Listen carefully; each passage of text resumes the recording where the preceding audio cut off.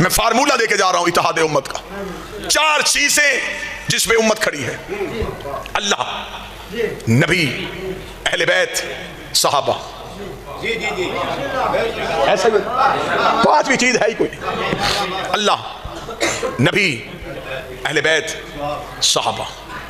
لے میں اتحاد کا فارمولہ دینے لگا ہوں آج نبی کی اس میلاد کی تقریب میں. اللہ خالق، اللہ مالک، اللہ سب کچھ، اللہ پالنہار، اللہ علی کل شیء قدیر، اللہ مختار. اللہ کے بعد جو مانو وہ نبی کو مانو. کلمہ نبی کا پڑھو، اطاعت نبی کی کرو، عزت نبی کی کرو، لیکن کبھی بھی نبی کو اتنا نہ مانو کہ نبی اللہ سے بڑھ جائے. نبی کی عزت ہے لیکن ایک حد میں.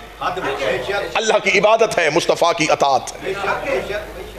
نبی کو مانو لیکن اتنا نہیں کہ نبی اللہ سے بڑھ جائے. منت اہل بیت سے مانگو، مراد اہل بیت سے مانگو، اولاد اہل بیت سے مانگو، مشکل کشائی اہل بیت سے کرواؤ. کبھی بھی اہل بیت کو اتنا نہ مانو اہل بیت نبی سے بڑھ جائیں. مسجدیں صحابہ کے نام پہ بنواؤ، بچوں کے نام صحابہ کے نام پہ رکھو، لیکن کبھی بھی صحابہ کو اتنا نہ مانو کہ صحابی اہل بیت سے بڑھ جائے.